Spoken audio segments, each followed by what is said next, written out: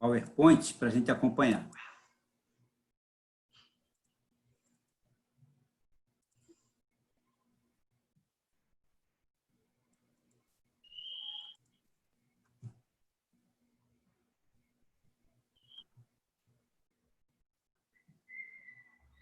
Bem, o assunto de hoje é clarevidência e clareaudiência, mas antes eu vou fazer falar sobre a vidência e audiência, né, para a gente depois ver a diferença deles, né? Vidência e audiência são faculdades mediúnicas de ver e ouvir os espíritos, né? Alguns gozam dessas faculdades em estado normal, quando acordados, e conseguem, né, manter a lembrança precisa do que viram. Outros só, não dá de ver aqui, só podem ver, deixa eu ver se está aqui, né? E outros só a possuem em estado sonambúlico ou próximo do sonambulismo. O que quer dizer isso aí? A vidência e a audiência, o médium, o vidente e o audiente, ele vê normalmente, né? Ele acordado, ele pode ver o espírito, né? Observar alguma coisa, normal, né? E guarda a lembrança das coisas, né, que ele vê.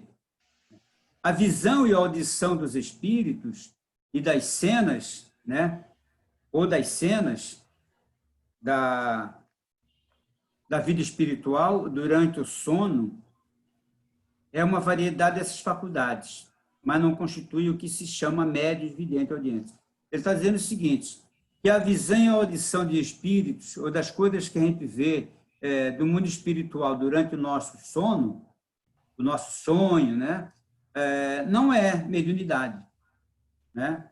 Não é o que se chama realmente mediunidade, né? Foi só para a gente fazer essa diferença. Agora vamos na clareaudiência. Clarividência e clareaudiência é o fenômeno de visão e audição à distância, mesmo por meio de corpos opacos, permitindo enxergar e ouvir no plano material coisas, cenas, pessoas, as quais os olhos e os ouvidos físicos não podem alcançar, também conhecido como dupla vista. O que é isso? A clarividência e a audiência só acontecem quando há um deslocamento do espírito, né? Ele como se fosse um sonho, né? No estado normal, não tem clarividência nem clareaudiência. Ele entra através, né, nós vamos ver ali que pode ser, né, sonambúlico, né? E ele consegue ver coisas distantes, né? É um exemplo bem, assim, vamos dizer, um exemplo grosseiro disso aí, por exemplo, a gente vai lá para cima do Morro de Medanha, para aquele negócio das torres, a gente vê toda a Avenida Brasil, o que está lá no início e até o final. De lá de cima a gente vê, né, todo o caminho que vai acontecer, um carro que vai passar. Então, essa visão e audição da clarividência e clareaudiência, o espírito ele está deslocado, né? Não é no estado normal, né? Então, Kardec compara a clarividência e clareaudiência, né, ao que acontece durante o sonho, onde a alma tem a faculdade de perceber eventos que acontecem em outros lugares, né? Então, o espírito ele não está no corpo, né? Ele se desloca, ele se emancipa do corpo, né? Se afasta como um sonho e tem todas essas visões, né, longe, em qualquer outros lugares. E essa distância e a nitidez da visão, o que ele pode ver, o que ele pode observar, vai depender também do médium, né, do desenvolvimento que o médium tem, né, do progresso dele. Quanto ele mais progresso tiver, ele vê mais longe. Nós vemos lá Camilo Flammarion, no Narrações do Infinito, lá, ele se deslocou pelo espaço, né? Pelo espaço e se comunicando, dizendo tudo o que ele estava vendo na Terra. Viu a Terra desaparecer e viu a Terra decrescer tanto longe que ele estava, decrescer até o tempo da pré-história. Então, dependendo do médio, ele pode ver umas distâncias enormes aí, né? Então, acontece, a clarividência, a clareaudiência, acontece com a emancipação do espírito, né? Os olhos e os ouvidos não tomam parte disso aí, né? Os sonâmbulos seriam capazes, né, desse fenômeno devido à faculdade de afastamento da alma e do seu respectivo corpo. O sonâmbulo, a pessoa que é sonâmbulo, ele acorda de noite, não acorda, o espírito se emancipa e leva o corpo. Então, a visão dele se amplia como ele estivesse no mundo espiritual, né? Meu filho, quando era pequeno, quantas vezes eu vi o barulho de porta, ele estava abrindo a porta para sair de casa. E alguma coisa me avisava ou me acordava, e lá chegava ele, tirava ele com muita calma, né? E diz aí que tem, né? A doutrina ensina que se você tem um sonâmbulo na família, você tem que, num caso desse, você tem que tratar ele com muita calma, muito carinho, né? Ligar, vamos para a cama, vamos dormir, convidar ele falando baixinho, para que ele não se desespere e não tenha aquele acordar, né? E pode prejudicá-lo. Então, o sonâmbulo, Kardec, ele disse que também, né, seriam capazes disso aí, de ver longe, distante, os sonâmbulos, né? Os olhos e os ouvidos materiais estão para a vidência e para a audição, como os óculos estão para a visão e o amplificador para os ouvidos. Simples aparelho de amplificação. Toda percepção é mental. Então, quem vê essas visões, o clarividente e o clareaudiente, é a visão da mente. A mente é que vê, né? Os olhos e os ouvidos não tomam, né? Até o médium pode ter a impressão que ele está vendo, como nós vamos ver hoje na lição 12, né? Naquele que André Luiz narra ali, dá a impressão que os médiuns estão vendo pela visão, mas não. É só o costume que a gente acha que tem que ver, né? Pelos olhos, ouvir pelos ouvidos, mas não. É a mente que ouve. Na realidade, o espírito, ele vê por todo, que nós vamos ver mais na frente, por todo o perispírito, o corpo espiritual, ele tem essa visão, né? E audição. Surdos e cegos encarnados, convenientemente educados, eles podem ver e ouvir. Os surdos e os cegos, eles podem ver, se eles estiverem educados, né? E se esforçarem para isso aí, eles podem desenvolver essa sensibilidade de ver e ouvir, e eles conseguem isso aí, de ver e ouvir. Tanto que a gente vê aí cegos andando na rua com muita facilidade, naturalidade, né? E justamente sem o uso dos olhos carnais, né? Quer dizer, ali ele está vendo pela mente, a mente desenvolvida, ele consegue ver aquele ali.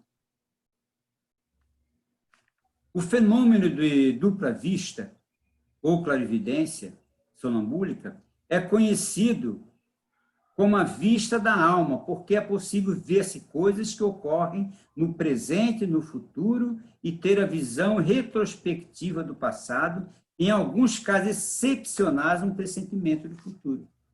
É como um espírito, né?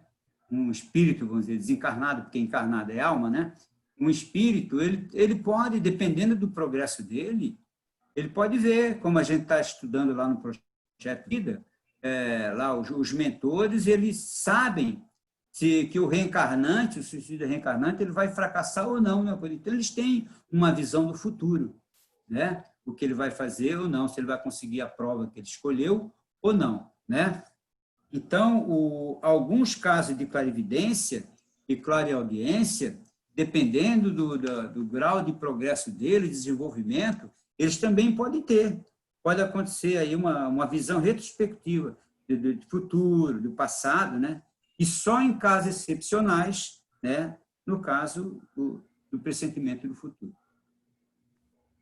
A onda artesiana e o raio-x vão ensinando aos homens o que é som e luz, além das acanhadas fronteiras vibratórias do que dizem. Né? A gente sabe que o raio-x e as ondas artesianas viajam pelo espaço e a gente não tem nem noção disso aí. Por exemplo, o morcego seguia por quê? Pela visão, pelo efeito Doppler, uma visão de... Né?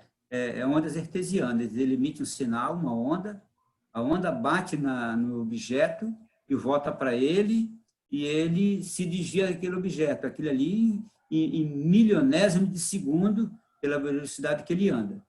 Né? Então, é através da onda artesiana, né? A gente chama no radar, né? Nos radares e sonares, é o efeito Doppler. É aquela, você manda um sinal e ele volta e você sabe se ali... É como o submarino enxerga no fundo do mar. O marino não tem espelhinho, né, para você olhar o que tem no fundo do mar. É tudo através de sonar. Ele manda uma onda, bate e volta para ele e diz que ali tem um sinal. É como a hidrografia, né? Ele faz um mapa do fundo do mar através desse efeito Doppler, dessas ondas artesianas. Então, assim como existe em todos os lugares, né? Dependendo de cada um, do progresso, do nível de progresso de cada um, né? Nessa parte aí, ele vai ter a facilidade de ver essas coisas aí, né? Em todo o ser humano, porque todos nós temos um pouquinho de meninidade, todos nós somos sensitivos, né? Então, vai depender de cada um de nós, né?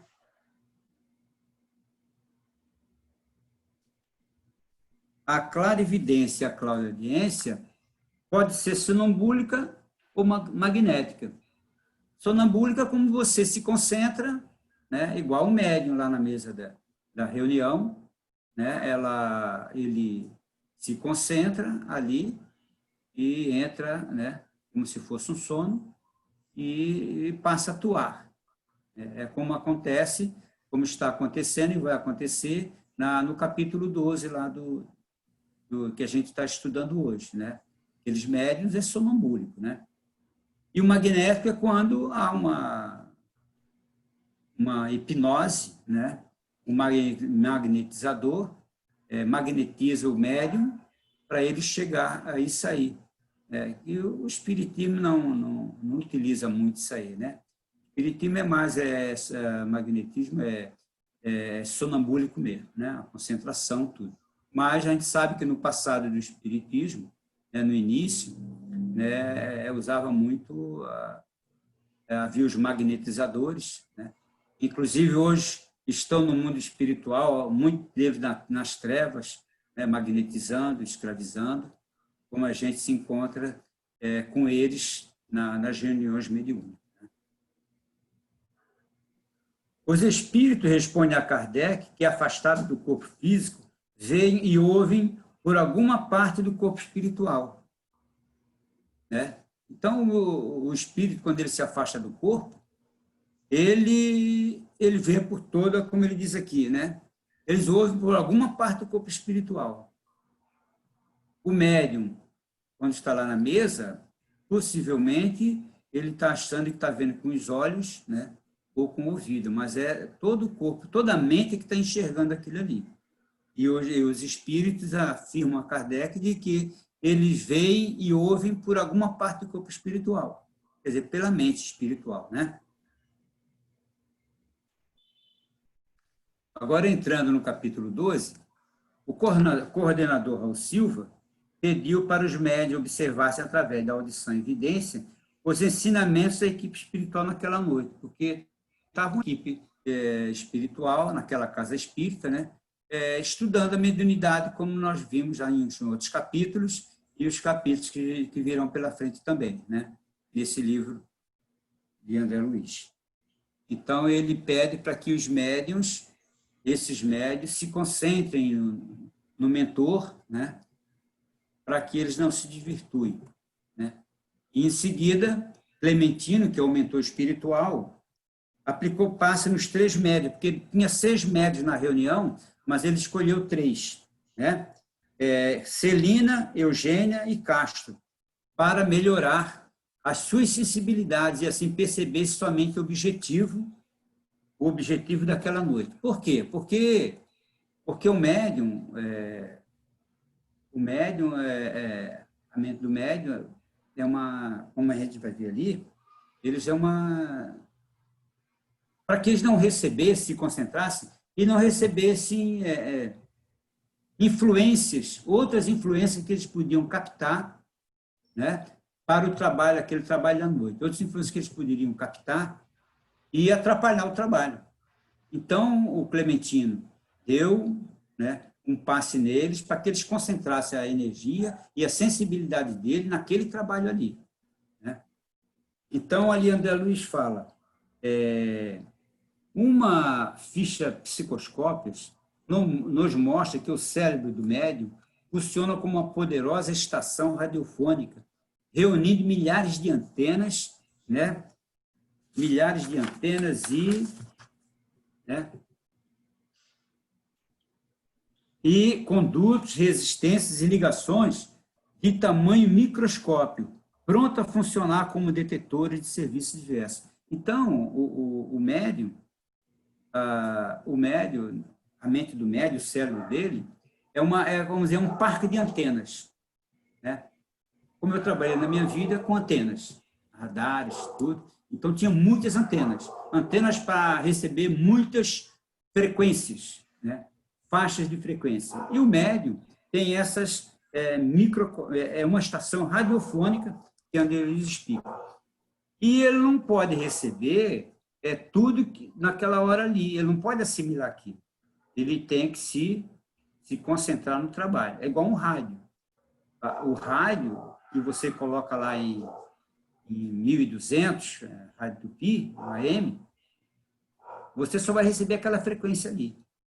Mas tem um aparelho no rádio que se chama controle automático de frequência, né? CAF, e se você tirar aquele aparelho, do rádio, ou ele danificar, vai receber uma zoeira, todas as informações de todas as frequências ali, e não vai entender nada. Mesma coisa o médium. Se ele ficar dispersivo, ele vai receber várias mensagens, várias influências ali, e ele não vai se concentrar. Por isso que o Clementino aplicou um passe neles, né? Essa ficha psicoscópica, né, a gente tem lá no capítulo 3 desse livro, Domínio da Mediunidade, né, que ele fala mais sobre isso aí, né? Naquela noite, devia se concentrar somente na equipe espiritual, sem acesso de outras influências, como eu já falei, né? Devido aos diferentes degraus de crescimento mental, as percepções ocorrem diferentemente entre médios, né? Cada médio, dependendo do seu poder de concentração, do seu progresso, ele se apresenta de uma maneira, né? Várias pessoas podem possuir mediunidade idênticas, porém, a maneira de utilizá-las são diferentes. Por exemplo, uma assembleia de pintores, né? Cada um deixa a sua marca. Você pega lá uma exposição de pinturas e alguém que entende de pintura vai dizer, isso aqui é Monet, isso aqui é Van Gogh, isso aqui é Da Vinci, né? Ele sabe. E o médium, cada um tem a sua maneira de expor o que ele vê e o que ele sente ali. É isso que André Luiz está falando, né? Cada um deixa sua marca. Na reunião, Celina registrava as palavras, né? Registrava as palavras e movimentos do mentor com precisão.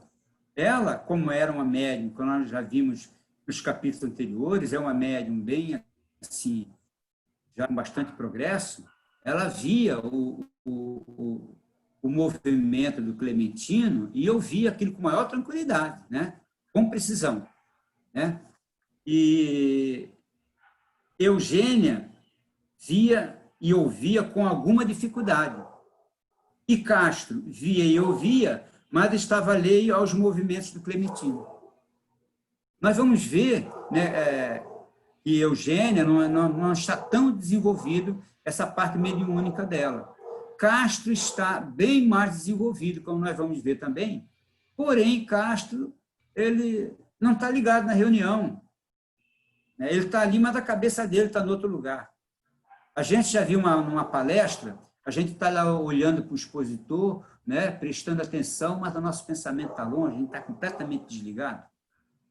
É a mesma coisa o Castro, que naquele trabalho que eu apresentei sobre ele ia desdobramento, né, o André Luiz, o mentor aí, fala que ele é um médium que ele se desliga, que a equipe espiritual tem que ficar de olho nele ali, senão ele deixa o corpo dele ali para um espírito usar e ele se manda, ele vai para outro lugar e fica desligado. E o médium, o espírito do médium tem que ficar ali atento, ligado no espírito que vai dar passagem, em tudo isso aí. E nesse caso aí, a gente vê que Eugênia e Celina estão ligadas neles, né? Embora que Eugênia não veja com perfeição, não ouça com perfeição, mas está atenta. Castro vê tudo isso aí e ouve, mas ele está desligado. Celina e queria Castro... falar com a mãe. Vou falar isso mais na frente. Então, ele diz aqui, Celina e Castro possuem clarividência e clareaudiência mais desenvolvido do que Eugênia. Né? Os dois. Né? Mas o que leva Castro mais... Eugênia. Mas o que leva Castro a ignorar o mentor? Pergunta André Luiz. Então, André Luiz pergunta para o mentor, por que se ele tem ele é mais evoluído, né? Se ele veio, o que é que houve que ele está desligado? Né? Daí ele responde, é que ele se desligou mentalmente do objeto do trabalho, desviando seu pensamento para um possível encontro com a progenitora desencarnada. Né? Ele vê Clementino, mas seus pensamentos estão longe. Ele está ali na reunião, olhando e ouvindo Clementino, mas ele está pensando, o pensamento dele está num possível encontro com a mãe dele desencarnada. Então, ele se desligou do trabalho. Né? É isso que ia falar, Ricardo? Era, né? Tá. Então, vamos continuar. E termina a reunião, e nos comentários finais, Celina informou que viu surgir um ribeiro cristalino em cuja corrente muitos enfermos se banhavam. Eugênia explicou que viram um edifício repleto de crianças. Né? Então, depois terminou a reunião, coisa que a gente faz depois da reunião, a gente conversa sobre algum assunto ali durante a reunião. Ela disse que apareceu ali um ribeiro cristalino, e a Eugênia viu um edifício cheio de criança. E André Luiz questiona, se aquilo não aconteceu no trabalho, será que os dois médios estão com perturbação? Porque eles tiveram aquela visão ali dentro? Né? Então, o mentor respondeu que ambas estavam ligadas na faixa magnética de Clementino, recebendo as imagens que passavam na mente dele, e que aquela casa breve abrigaria uma obra de amparo aos doentes. Então, Clementino estava fazendo o trabalho, mas também estava pensando, sabendo, passava pelo pensamento dele, que aquela casa que ele senta ali, dali a algum tempo, iria abrigar uma obra social. Então, é claro, você quando pensa, você cria uma imagem. Né? Quando nós pensamos, nós criamos uma imagem. E o Clementino pensava que tinha a imagem do rio cristalino, as pessoas doentes se banhando, né? E a outra, a Eugênia, viu um edifício cheio de crianças. Né? E elas captaram o que estava na mente dele, que ela estava ligada magneticamente nele, e ela, então, as duas captaram essa imagem dele. Né? Há fenômenos de clarividência, em que as imagens de paisagem, de pessoas e coisas exteriores pode acontecer com a própria imaginação do médium ou com os estímulos de desencarnados em que o médium registra sua maneira. Então, o mentor ali explica no final que além o médium ali, ele pode, além de receber né, as imagens dali da reunião toda, um médium pode receber imagem de outros espíritos, né? Um espírito obsessor pode, se ele não estiver atento, né, pode emendar uma imagem para ele, ele captar aquela imagem ali e ficar gravada com ele. Tantas outras coisas, maneiras, né? Ou espíritos ali que querem nos ajudar, mandam uma mensagem para a gente, né? Através de uma imagem, e aquela imagem fica gravada e depois da reunião, né, a gente diz, olha, né, de vez em quando um companheiro nosso lá fala, olha, eu tive assim, passaram a imagem para mim assim, essas coisas, né, na maioria das vezes em reunião, para numa reunião séria, para a orientação da gente, né, de nossos trabalhos. Bom, isso aí é que eu fiz um resumo para a gente não ficar lendo muito, né, lendo muito do livro e a gente perder muito tempo e a gente ter tempo depois para discutir, né? Mas eu peguei da internet alguns casos de clarividência, né? Eu vi alguns... Ih, caraca, saí. Ah, não saí. Estão me ouvindo? Então, né? Estamos, só saiu o PowerPoint. Ah, tá, eu cliquei errado ali. Mas aqui eu peguei da internet alguns casos de clarividência, eu vou aqui passar para vocês, interessante, né? Na Revista Espírita de 1858, uma jovem empregada vê que em outra cidade, à distância, sua mãe morre de modo repentino. E uma carta posteriormente confirmaria o fato. A mãe sofrer uma queda fatal. Então, essa moça é clarividente, né? Ela faz a clarividência. Possivelmente, ela teve uma clarividência sonambúlica. É ali um momento daquela em que ela, de êxtase, né? Ela teve essa imagem da mãe dela morrendo em outra cidade. E depois ela confirmou, né? Como eu falei no último trabalho aqui sobre mediunidade, eu frequentei uma reunião e tinha uma médium que pedia para a pessoa levar, para as pessoas levarem, quem tivesse algum problema, né, levasse uma roupa da pessoa, né? E ela, se bem que ali, aquele negócio da roupa, era aquele outro assunto da psicometria, né? Que a gente via, né? Mas, de qualquer maneira, ela vislumbrava. E uma vez, uma reunião, que até que eu comentei, uma reunião que eu frequentava lá em Bento Ribeiro, uma mãe desesperada perguntou para a médium, que fazia a reunião lá, que o filho estava desaparecido, que ela queria saber se ele tinha morrido ou não, desencarnado ou não. E ela disse, olha, até o final da reunião eu te respondo. E no final da reunião ela respondeu para ele, não, o filho está encarnado, ele vai aparecer aí, né? Então, vamos ver mais alguns casos aqui. O casal Berrone guardava importante soma no armário, na parte das roupas velhas. Não encontrando depois, acreditou que haviam roubado. A sonâmbula, né, essa clarividente, senhora Roger, viu à distância o local e esclareceu ao casal que o dinheiro não estava nas roupas velhas, mas sim no meio das roupas novas, né? E o casal foi lá e achou a roupa, né? Outra, uma clarividente também. Ler com os dedos também é uma variedade de clarividência, né? Rosa Kushleva, na Rússia, capaz de ler com os dedos, correndo os dedos sobre um texto impresso, dispensando o uso da visão, né? Ela e outra nos Estados Unidos, na mesma época, com a ponta dos dedos, olhos vendados, distinguiu qualquer cor que lhe apresentasse. Essa capacidade de ver através da pele, os parapsicólogos denominaram de dermoótica. Cientistas do Estudo de Neurologia de Moscou, que examinaram a senhora Kuleshova, levantaram a hipótese de ela possuir um nível dos dedos, células especializadas na recepção da luz, né? A explicação espírita é de clarividência, né? É de clarividência. Visão pela alma, né? Elas se concentravam em uma coisa, entravam em sonambulismo, no estado sonambúlico, e tinham essa visão dessas coisas aí.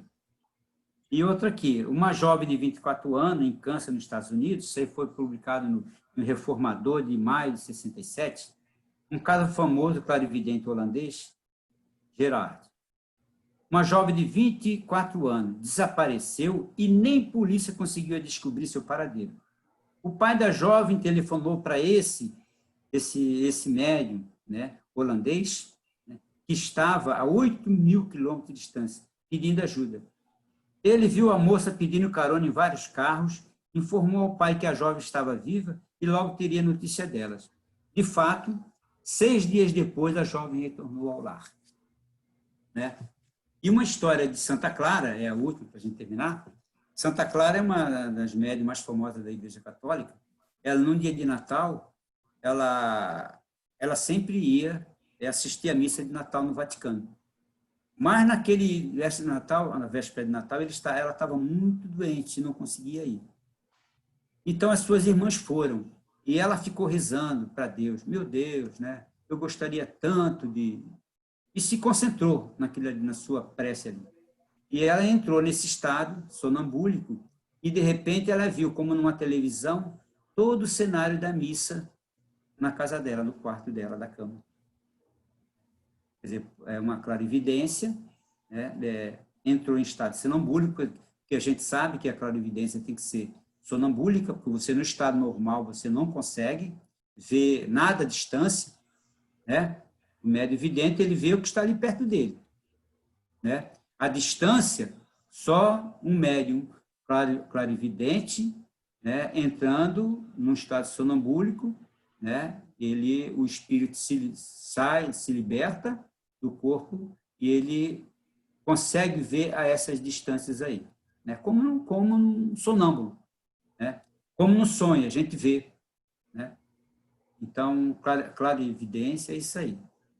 Ele vê com a mente, né, não usa os olhos, o clareaudiente da mesma forma. Eu acho que está mais ou menos aí explicado. Acho que depois, durante com as perguntas, a gente esclarece mais. Obrigado a